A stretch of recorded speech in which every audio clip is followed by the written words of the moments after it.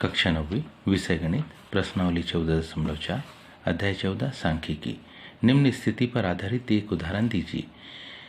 पहले में ये बतलाना है कि माध्य ही केंद्रीय प्रवृत्ति की उपयुक्त माप है। दूसरे में बतलाना है माध्य केंद्रीय प्रवृत्ति की उपयुक्त माप नहीं है जबकि माध्य का एक उपयुक्त माप है। तो आइए देखिए जरा इसे हम कैसे बताएंगे। तो पहला सिद्ध करना हमको कि माध्य केंद्रीय प्रवृत्ति की उपयुक्त माप है।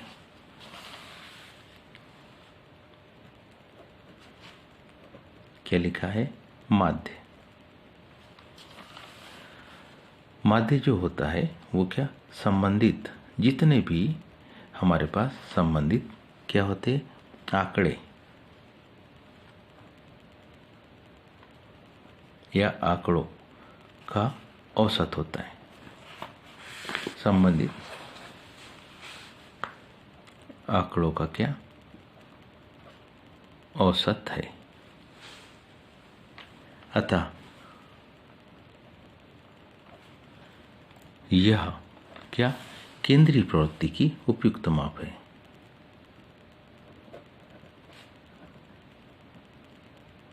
केंद्रीय प्रवृत्ति की कैसी उपयुक्त माप है।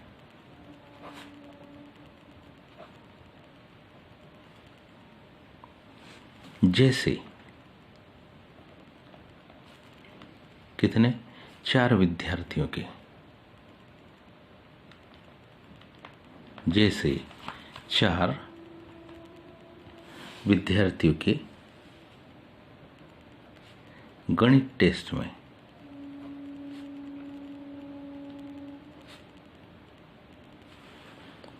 प्राप्तांक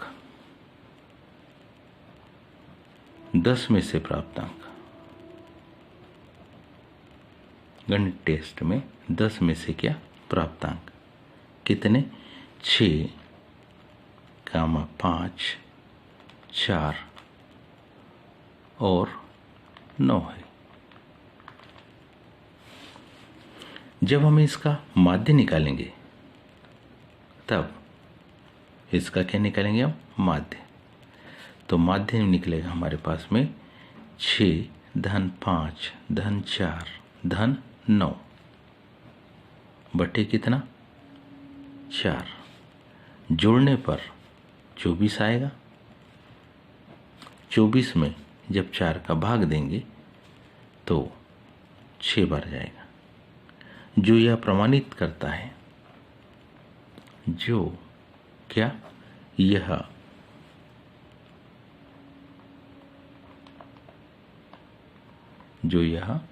प्रमाणित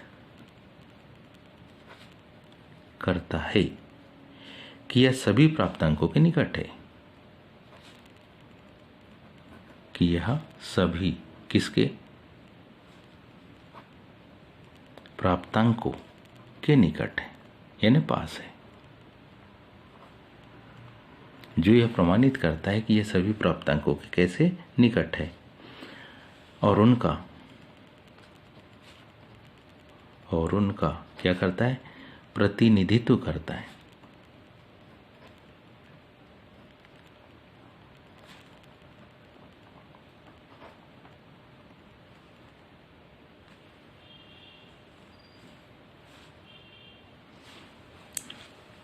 इसलिए क्या माध्य ही केंद्रीय प्रवृत्ति की, इसलिए माध्य ही केंद्रीय प्रवृत्ति की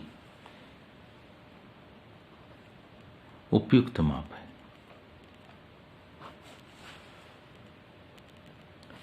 इससे हमने ये साबित किया। अब आइए दूसरे आंकड़े को सिद्ध करें कि माध्य केंद्रीय प्रवृत्ति की उपयुक्त माप नहीं है जबकि माध्य के उपयुक्त माप है। दूसरा क्या कर लिया, माना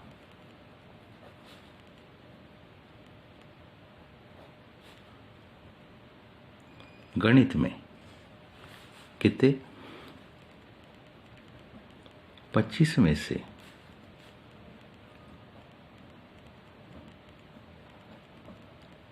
5 विद्यार्थियों के प्राप्तांक कैसे है? 10, 16, 24, 20 और 13 है। ये 25 में से प्राप्त है। अब इनका यदि हम क्या निकाले? माध्य। इनका क्या निकाले? माध्य। मतलब इन पांचों आंकड़ों को क्या करो? जोड़ो।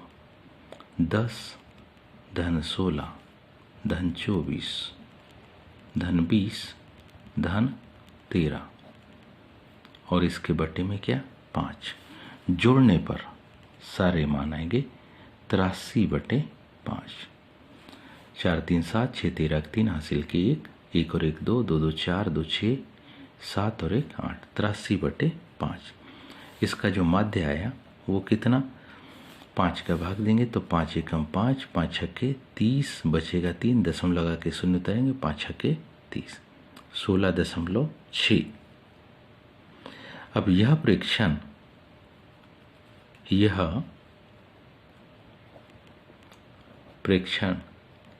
क्या नहीं करता? प्रतिनिधित्व तो नहीं करता।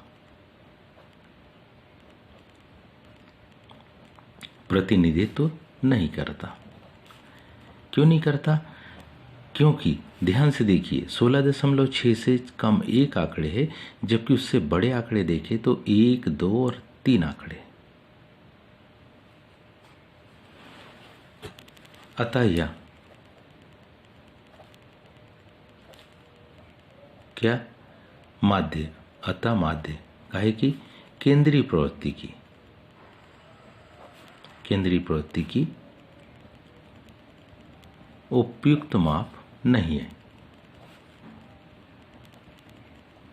अब हम इसी से माध्यक क्या निकालें? क्या निकालें? माध्यक पर विचार करें। माध्यक को निकालने के लिए किसे? आंकड़ों को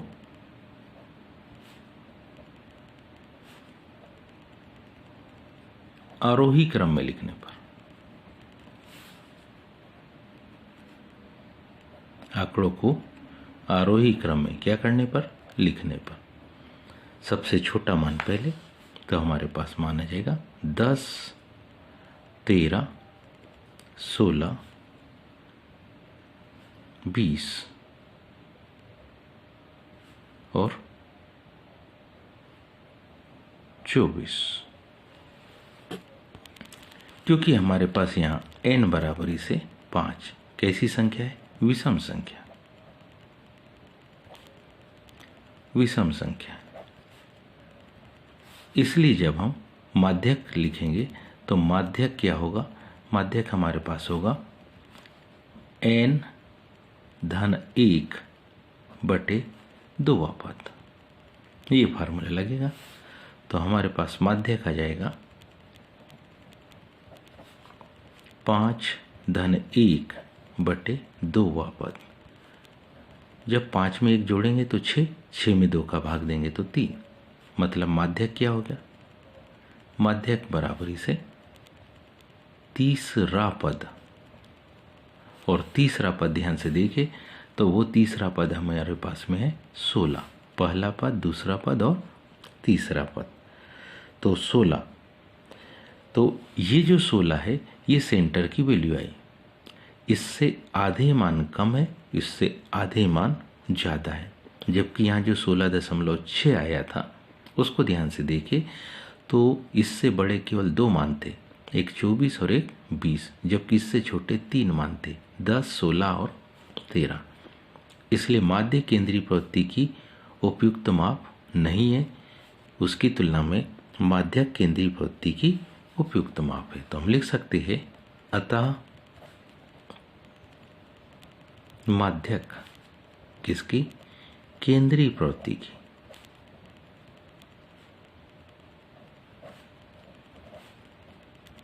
कैसी? उपयुक्त माप है।